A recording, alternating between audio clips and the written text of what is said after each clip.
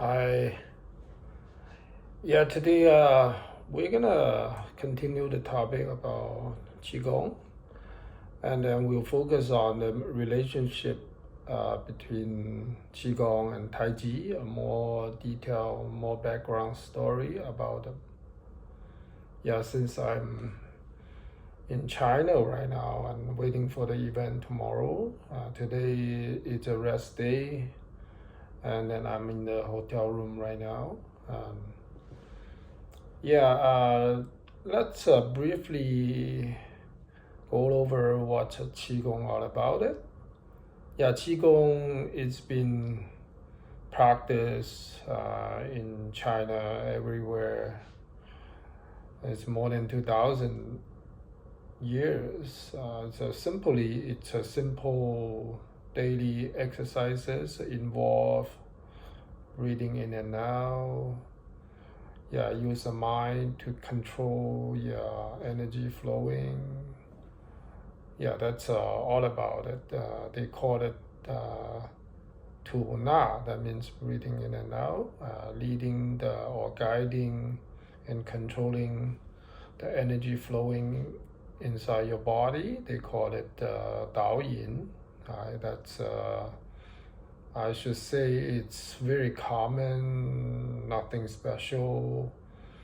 Yeah, and then until one day, then the Chinese government in the 1950s, they want to promote these daily exercises. First of all, they give him a new name. Well, the name created by a Qigong master. All right, he's been teaching this kind of exercises for a long time. He become leading this project, promote this kind of exercises all over the China, try to benefit the people in China. And then he put a new name on that. They call it Qigong.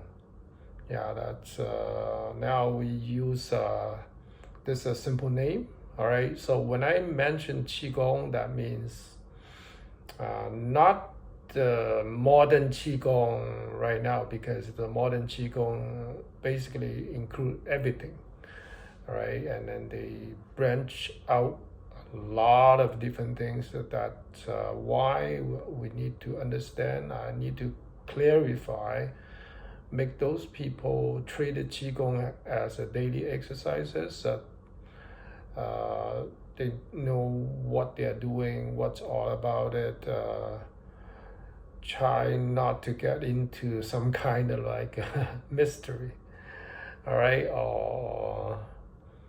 That's the history of Tu Na Dao Yin. We call it Qigong right now. Yeah, and then so that means every exercises, every human body move involve breathing and involve mind control, your vital energy flowing inside your body. That's we call it Qigong. All right. So that's a definition of a Qigong for me. All right. And then what about Tai Chi? Yeah, Tai Chi is before we have this kind of martial art. Tai Chi is a philosophy term describe the time between nothing and then we have the whole universe and whole world, the earth, and of course later on people living this earth. Yeah, it's a philosophy terms describe the state of in between nothing to have something. All right. And then in Tai Chi, since they start to create something, you must declare yin and yang. All right. They call it Tai Chi state. All right. So in they in this philosophy, they describe this whole world in two parts. One is yang, another part is yin. Yang represent male, fire, heart, or heart,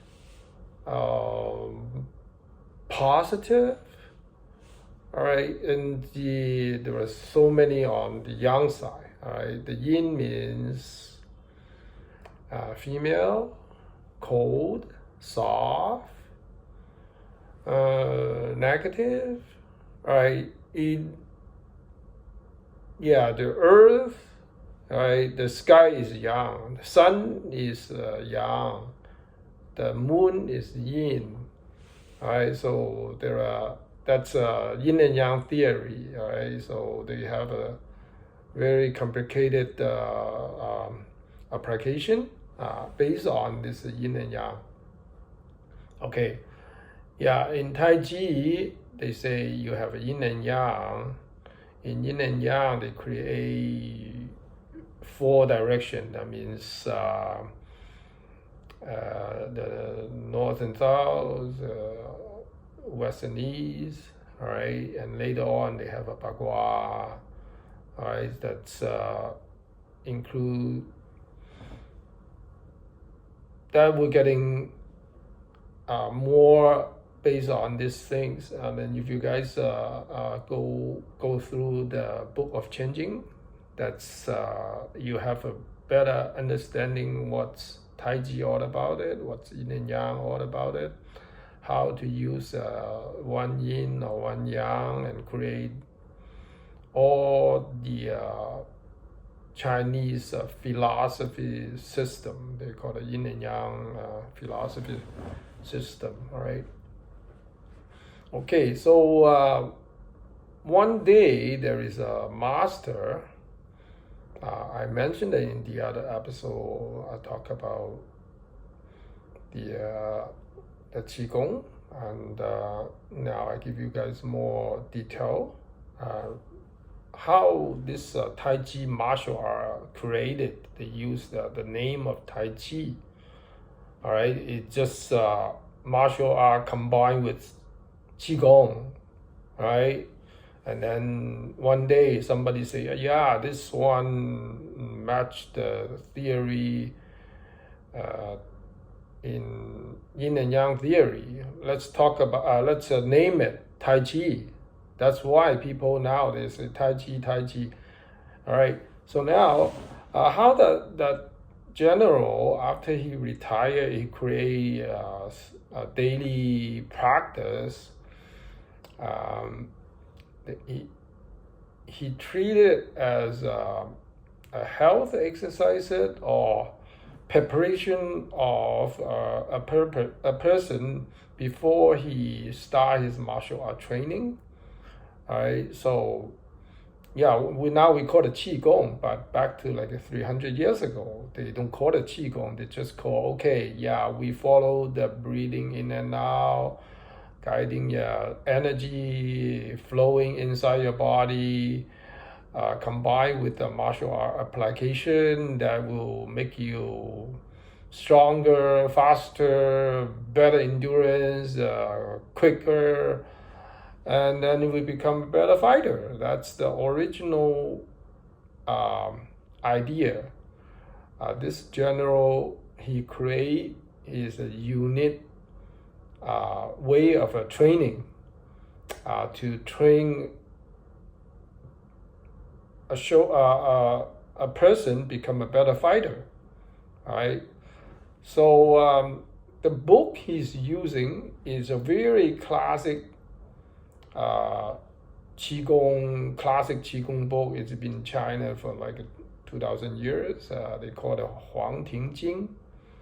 In this book is all kind of like internal energy cultivation, breathing exercises, and then how do you create your internal qi, and how to use the qi to do the work and make you get what you want. In this very classic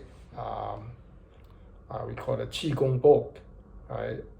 And then he studied it, he practiced it, and then later on, he combined with the martial art movement. We call it, you can call it Kung Fu. I don't know what style his Kung Fu he's been practiced, but definitely he's a fighter for sure, because he's a general, all right? He must go through what the soldiers fighting skill with a weapon or bare hand or basic training. He must go through all these things. He must be good at it, all right? And then he combined these two to create his daily practice. And then after he retired, he just like a farmer, right? And then when the seasons come, he's busy doing his farmer work. And then when the season is over, he got nothing to do, and then he start to train himself, train his next generation, and then they feel good about it. You know, they feel if you only do we call it external training. It's like you train a soldier without Qigong, and then you get this result. And then he used his combination of Qigong to train those soldier, and then he got better result. Later on, he had a family business. All right, so he has to train those people in this business to become a better fighter. What business he's doing? He's doing like a security company to guarding those valuable goods, travel from this city to the other city. Of course, gold, silver, silk, or something valuable, all right, or even the government document. Yeah, that's the company he's running. Those people to travel to guarding the goods, they must be a good fighter, all right. It's like a security company. They're using the vehicle to carry the cash from this bank to the head office, or to travel to develop. I mean, delivery the gold from the head office to somewhere else. Yeah, that's a similarly company they're doing, all right. So yeah, back to like 200-300 years ago, those people has to be a good fighter. They have to carry the weapon, right? So they feel good, they feel strong, they become a better fighter. They want family business carry on from generation to generation. And then this kind of like we call it Qigong, it's internal training, right? And then the martial art application, it's external training, right? They combine these two together, and then they feel good about it, and they feel they are unique. And then they don't want the other people share their something. We call it martial art style. All right, so that's why Master Chen Wangting teach his generation to the next generation. They all teach the people with the last name Chen. They don't teach the outside people, because it's a family business. All right, then they want their family business with strong with staying strong with all the competition, right? So all the way till the almost to the end of the Qin dynasty. All right, people all know they are good. They are good fighter. They have a unique way of training, and then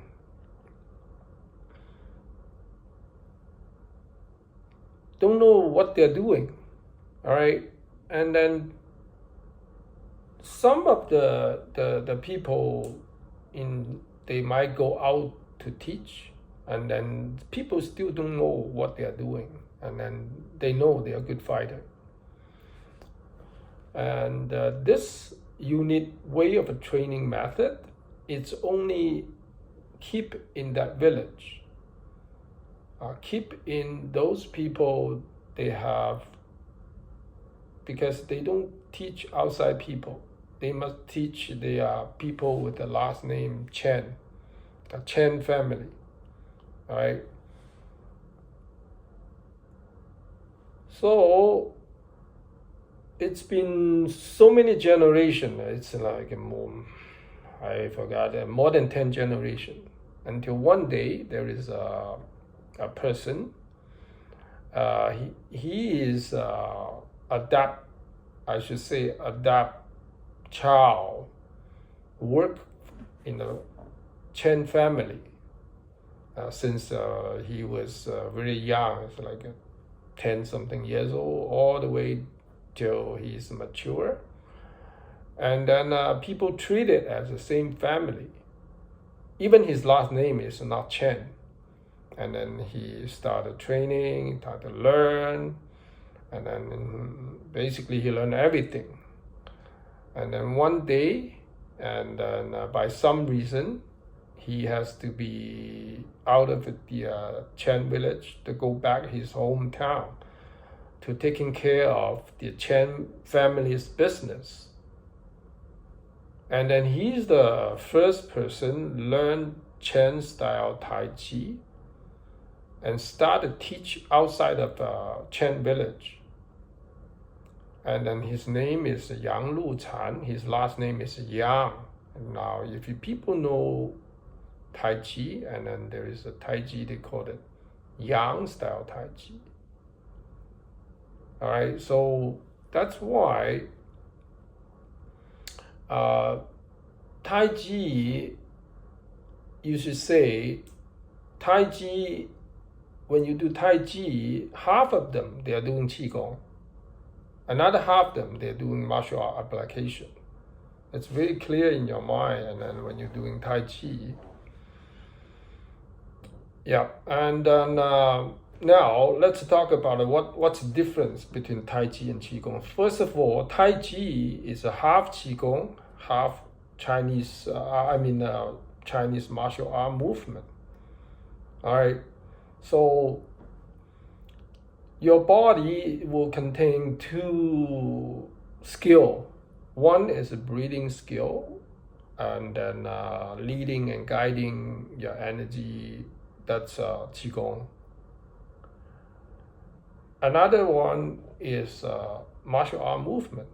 Now, if you do Tai Chi, you will know, you see some of the strike, punching and kicking, or some of the rear movement, blocking or take down people, or push, jaw knocking, kind of like a move in Tai Chi form.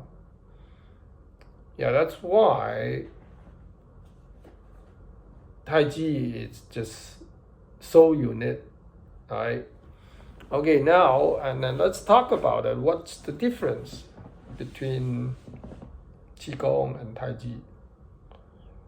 So, if you look at those diagram, and then people discover it back to like 1970. Basically, it's a drawing for all kind of like exercise move without martial art application. that's the very original back to 2000 years ago. Yeah, people used Qigong to doing their stretching, they're doing their daily exercises, they are doing their internal energy cultivation, and yeah, basically it's a daily exercises. I believe you must guiding or leading or teaching by a specialist, or of course maybe a doctor or maybe somebody good at it. Yeah, it's been there for like more than 2000 years. There's nothing special, right? Yeah, in the other country, in the other place, yeah, in the the people live in the other part of the world, they do similar things, right? So but nowadays, since the government started to promote it, and then for those we call it Qigong master, all right, they have a competition. They want to show their Qigong is unique. They want to say my Qigong is not only for daily exercises. My Qigong can do more. All right, can fix the health problem, and then they can do like psychic. They do psychic power, or they can do take over the doctor's work, and then they also can connect to the other dimension to collecting energy from the other part of the universe, and then they can develop some kind of super ability. You can see people could not see, you can hear people could not hear, you can predict people don't know. They can do everything using Qigong, right? Well, the final purpose, you guys don't know. First of all, they in the martial art, also in the martial art, they can say they will say, okay, I use Qigong, I can hit you without touching you. I can hit you between a person in between without hurt, but I hurt you on the other side of the people. And then I use Qigong can against 10 or even more people. I can use Qigong to do a lot of things. It's because they don't want to be so simple, easy, safe. They want to compete. They want to be outstanding. They want to become fame, and something after fame. They will have more student, more believer, or even somebody using Qigong to create his own religion, kind of like a big group, right? So that's why Qigong is, for me, I already talked about what I know about Qigong. Since I've been doing Tai Chi for many years, I didn't touch Qigong. All right, so since Qigong will go back to the daily exercises, I think it's good for people to practice, other than those very negative feedback. So now when I doing Qigong, I've been practice back to 15 years ago. And then I only use Qigong to focus on the breathing, all right? And then, of course, when you're doing the abdominal breathing, a lot of positive feedback will happen in your body. And then that will gradually change a lot of things. That's for sure. Mostly in the we call it you work on your body, all right? When you start to using your mind, your attention to create, to feel, to pick up the feedback from your body, and then you start to leading and guiding the energy travel from your body. You do all kind of like start from simple move to like more complicated move, like a circle or up and down, and then you can travel from the center of your body to the far limb. Yeah, that would definitely will maximize the exercise benefit. Right, that's no doubt about it. And then that's Qigong. And then the most, I should say, we should draw the line to differentiate what's the in between Qigong and Tai Chi. I should say Qigong, it just daily exercises.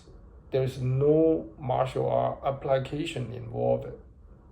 Right? So that's why when you do Qigong, you can just waving your arm, you do all kind of like movement, whatever you can create it, as long as you follow the breathing in and out, leading the energy to somewhere, or guiding or control your energy flowing.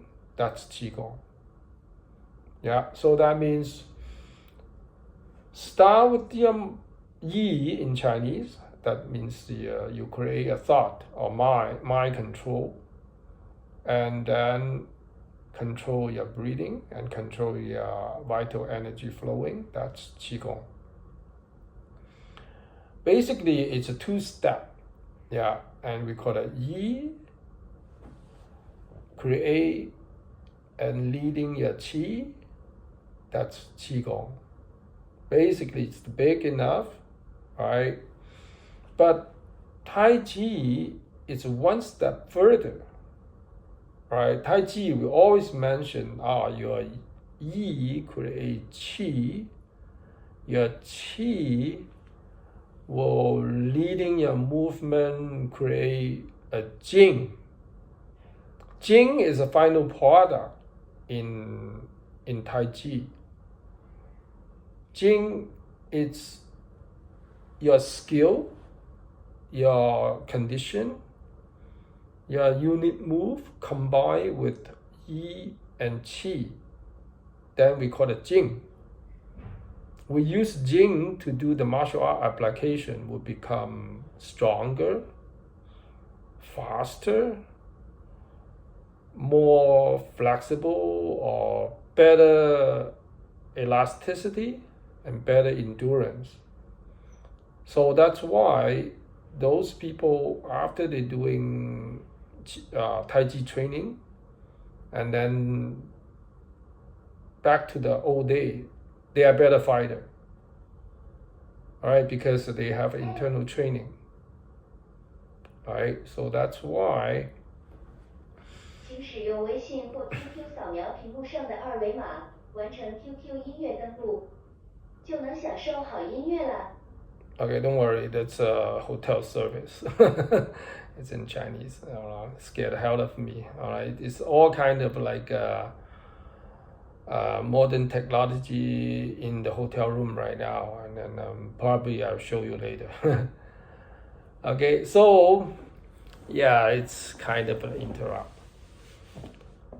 So the final product in Tai Chi is Jing. All right, we use a very fast, powerful movement. We call it Fa Jing. All right, they use in the punching, kicking.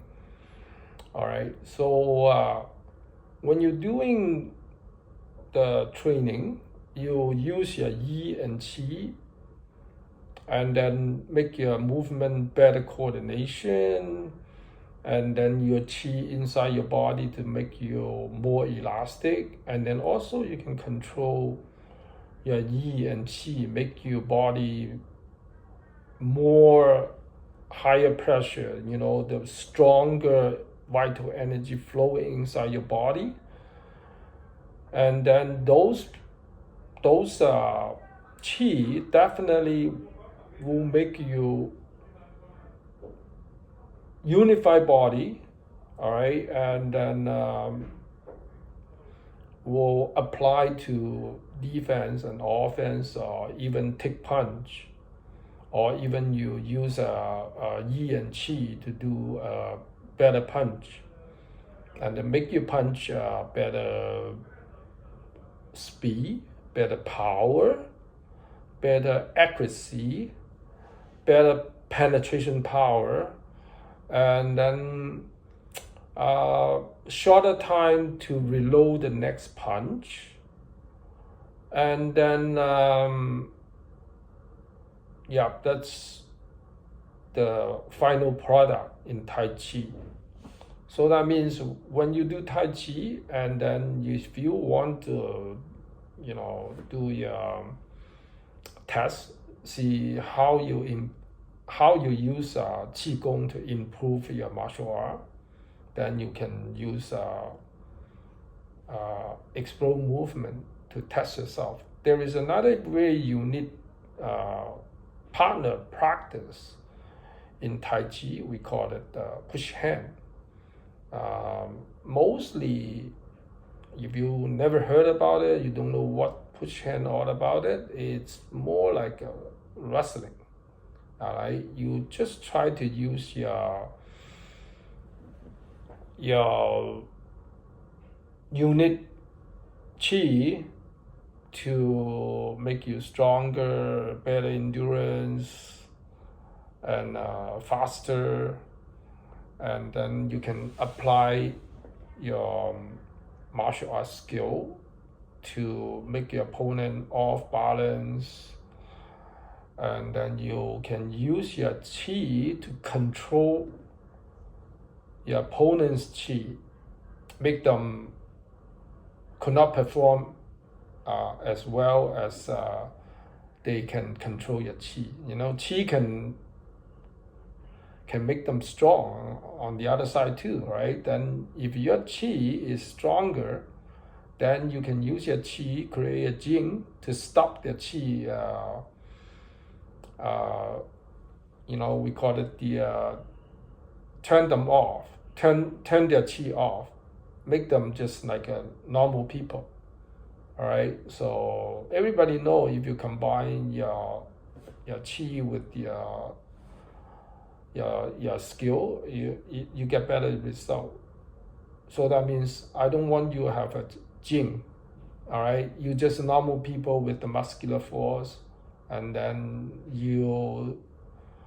what you wanted is not there, because my jing is better than your jing, and then I will control you to make you not as good as you before, after we touch hand. Because wrestling is start with touch hand or touch body contact, right? So through the body contact, the qi can go through and then and work on your opponent.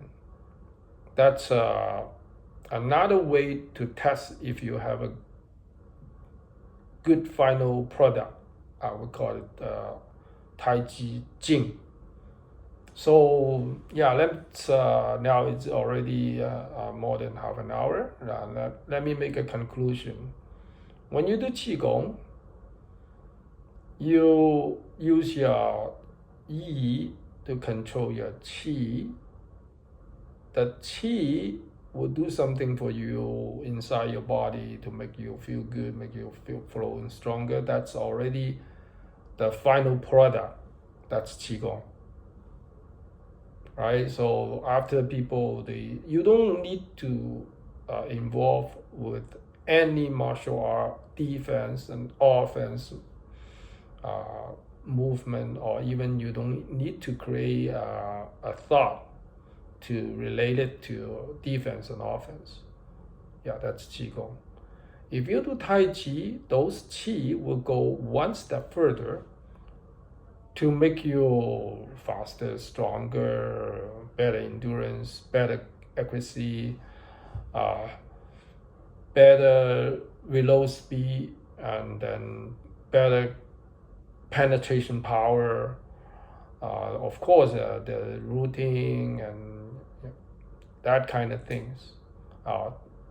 Basically, your final product is Jing, all right, to make you a unified body, to make you take advantage from the Qigong training. Yeah, hopefully that I will make it clear in between Qigong and Tai Chi. So that means when you do Tai Chi, if you don't think about any defense, offense, martial art application, basically you're doing Qigong. So that means if you only do Qigong without martial art training, then I don't think you were good at fighting, right? So don't make any. That's why I strongly against those people. They say, I do Qigong, I can hit you without touching you, or whatever, that kind of weird things, all right? Because I should say I'm a martial artist. I know everything, all right? So yeah, hopefully I make things clear, and then definitely I will do more talk about this kind of topic, and when I have time. All right, thank you.